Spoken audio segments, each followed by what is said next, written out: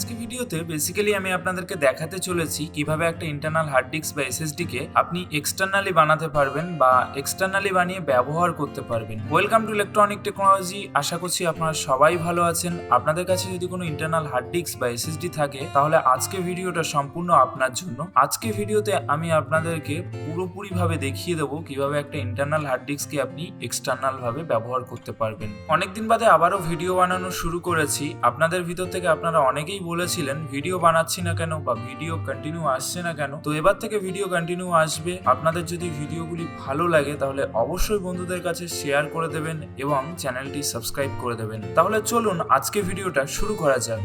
তো দেখতেই পাচ্ছেন আমি এখানে একটা 3.5 ইঞ্চির হার্ড ডিস্ক এবং একটা 2.5 ইঞ্চির এসএসডি নিয়েছি, যে দুটোই ইন্টারনাল। এই দুটো ইন্টারনাল হার্ড ডিস্ক বা এসএসডি কে কিভাবে আপনি এক্সটার্নাল বানাবেন তার পুরো পদ্ধতিটা আজকে ভিডিওতে আমি আপনাদের সামনে দেখাবো। তো এখন আপনারা আমাদের যে জিনিসটি দেখতে পাচ্ছেন এটি হচ্ছে সেই জিনিসটি যেটা দিয়ে আমি একটা ইন্টারনাল হার্ড ডিস্ক বা এসএসডি কে এক্সটার্নাল বানাবো। এটা বেসিক্যালি হচ্ছে একটি হার্ড ডিস্ক কেস। এটা 3.5 ইঞ্চির একটি হার্ড ডিস্ক কেস, যেটাতে আপনি 2.5 ইঞ্চির এসএসডি বা 3.5 ইঞ্চির হার্ড ডিস্ক দুটোই ব্যবহার করতে পারবেন। এছাড়া আপনি মার্কেটে 2.5 ইঞ্চির হার্ড ডিস্ক কেস পাবেন, যেটাতে আপনি 3.5 ইঞ্চির হার্ড ডিস্ক গুলোকে ব্যবহার করতে পারবেন না, বা 2.5 ইঞ্চির হার্ড ডিস্ক এসএসডি সবকিছু ব্যবহার করতে পারবেন। তবে আমার মতে এই হার্ড ডিস্ক কেসটা নেওয়া বেস্ট।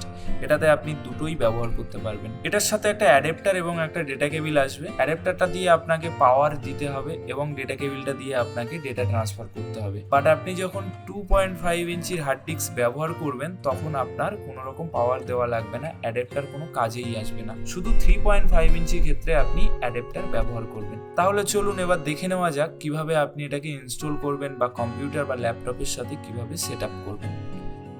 তো ফার্স্ট টাইম যেটা করব, ফার্স্ট টাইম আমি আমার ল্যাপটপটাকে অন করে নেব। আপনারা দেখতেই পাচ্ছেন আমার ল্যাপটপটা কিন্তু অন হয়ে গেছে। তো এখানে একটু মন দিয়ে দেখুন, এখানে কিন্তু দুখানা ড্রাইভ শো হচ্ছে। একটা হচ্ছে সি ড্রাইভ এবং অন্যটা হচ্ছে ডি ড্রাইভ। এই দুটো হচ্ছে আমার কম্পিউটারের internal drive, internal hard disk বা এসএসডি ড্রাইভ। আমি যখন এক্সটার্নাল হার্ড ডিস্ক বা এসএসডিটা লাগাবো তখন কিন্তু আপনারা আরেকটা ড্রাইভ দেখতে পাবেন। তো চলুন সেটা দেখে নেওয়া যাক এক্সটার্নাল হার্ড ডিস্কটা লাগিয়ে।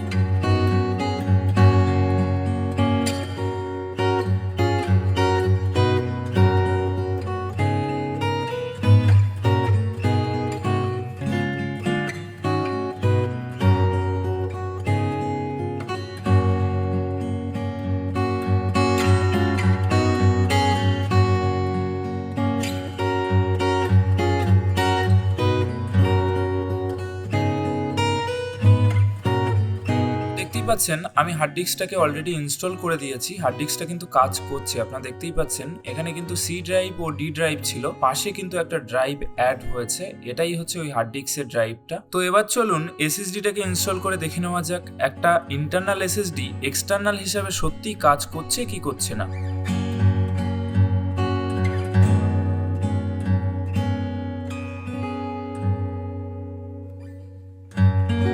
তো দেখতেই পাচ্ছেন এসএসডি কিন্তু একদম প্রপারলি কাজ করছে।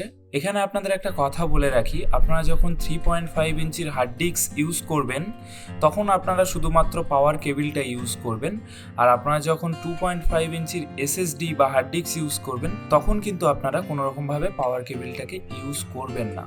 তো আজকে ভিডিও এই পর্যন্ত। আজকে ভিডিওটা যদি আপনাদের ভালো লাগে তাহলে অবশ্যই চ্যানেলটি সাবস্ক্রাইব করে দেবেন, ভিডিওটা বন্ধুদের কাছে শেয়ার করে দেবেন এবং ভিডিওটাতে একটা লাইক করে দেবেন। দেখা হচ্ছে পরের ভিডিওতে।